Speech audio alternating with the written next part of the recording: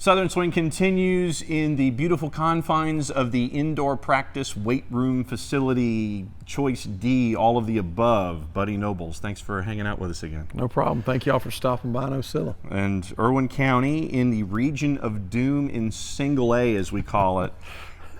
What's the biggest lesson you learned about your team in the off season, except not wanting to play indoors? Well, we're resilient. Yeah. The community's resilient. I mean, they've gone from having no jobs in the community to having some jobs and not having jobs, and they've kept going, and I think that shows a lot with our kids. I try to tell our kids, 10 years from now, 15 years from now, 20 years from now, they're going to realize over this stretch how good a years we've had. And some people don't realize that. I call Marv Levy my uncle from the Buffalo Bills, but you know what? Marv Levy can say he made it 4 times. Mm-hmm. And Buddy Nobles can say he made it 4 times. And You a lot just of went these kids, third person. Yeah, well, it's how it is. Kangaroo Court, that's $1 fine. Kangaroo Court. I've heard that in a while. That's a good one. I remember that in college baseball when I played. So Kangaroo Court, $1 fine for going third person in an interview. Go ahead. All right, but just we're blessed, and people don't realize that. We have great support with Thad Clayton, our superintendent, my principal Scott Haskins. Just constantly, what can we do to make the program better? And I think it's awesome. And our kids buy into the program. We had 58 kids on the off-season roster, not counting our 9th graders, and 57 of them were in 1st through 4th block. Wow. And number 58 told me flat out, he said, "Coach, I can't be in weightlifting." And I asked him why. He said, "Well, I'm in ROTC." Well, I know this kid's in military. And his name's Jose Mejia, and just unbelievable kid. I said, "Well, you need to show up at 7 o'clock in the morning." He said, "I got you, Coach," and he was here. So 100% of our kids were in all-season weightlifting. All right, when we talk about the region of doom, what's it like? I know a lot of folks have their rivalry in their area of the state, and part of that non-region schedule that you talk about is the purple team up there in Ben Hill County. For someone who's never seen that, what is Ocilla versus Fitzgerald? What is Irwin versus Ben Hill County like? It's unbelievable. I've been on both sides, and I was up there with Robbie for 5 years, and I've been down here for 5 years. And I think the funny thing is we've turned it into a rivalry because we beat them last year. And I hope it's not 19 years before we beat them again, but it's tough. I still live there. I still go to church there.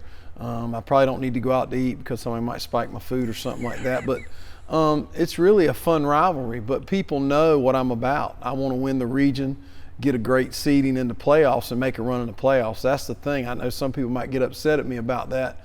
But it's one of those deals where I'm more worried about the end of the season than I am early the season. If we win, we win. If we don't, we just come back and get on the drawing board, get on the video and see what we did, see what we got to correct, and get after it. So, but it's a little different when you go to kick off. My rivalry skills kick up and everything. So, but it's a lot of fun to play those guys. And I know that there's a very special player that has drawn a lot of attention here to Ocilla this year, and you're not going to have him for a little while, but when I mention DJ by name, what comes to mind? Oh, he's just a tough kid. He's a good kid, or good young man. He's done basically everything. He's never missed a summer workout that I can remember, definitely in high school. I don't know about middle school. He's a yes or no sir kid. He's been over the house so many a times, which a lot of these kids have been over the house so many a times. He's always yes ma'am, no ma'am to my wife, very respectful to my family. Does a good job, and he's tough as all get out. He's our that's probably what we're going to miss the most, is the intimidating factor that he brings on Friday night. But hopefully he'll be out 4 to 6 weeks, and maybe we can get him back mid-season. My goal is to get him back the last 4 games of the season, and hopefully get him in shape a little bit to make a run in the playoffs. What does he need to work on to be ready for the next level, you think? Just the everyday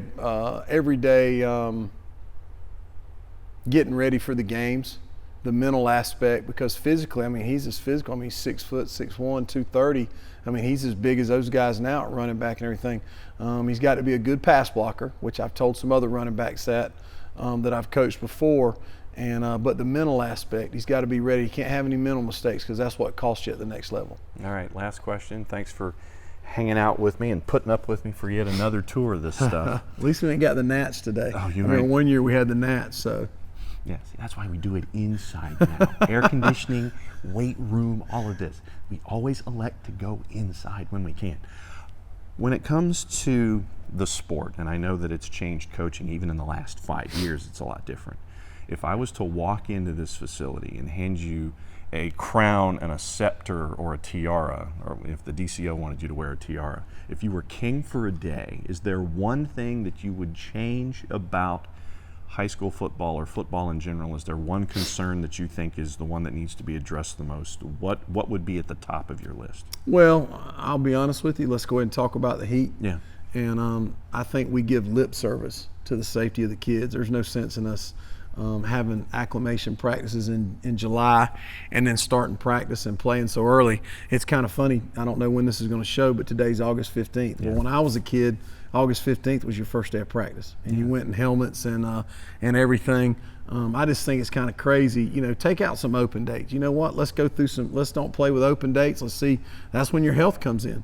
But I think it's crazy for us to be playing. Used to, I can remember having the jamboree or whatever on Labor Day weekend, and then always your coach was upset and you had Labor Day practice. We're going to have a tough Labor Day practice. And then your first game was the next week. Yeah. I say we back it up and just do that. But I truly believe we give the lip service to the safety of the kids. You know, and I know it comes down to money. I know people want to play in the dome or the bins, and that's kind of rough to play in those places, but you know, who knows. But I think we give lip service to the safety of the kids. I think we need to back it up and just go later. Buddy, good to talk football with you as always, and it's always good to see everything down here in Ocilla. Southern Swing continues. Buddy Noble, and I bet you can't guess where he's coached. It's Irwin, because it says Irwin so right County. there. Thank you. Southern Swing continues right there. We'll see you around.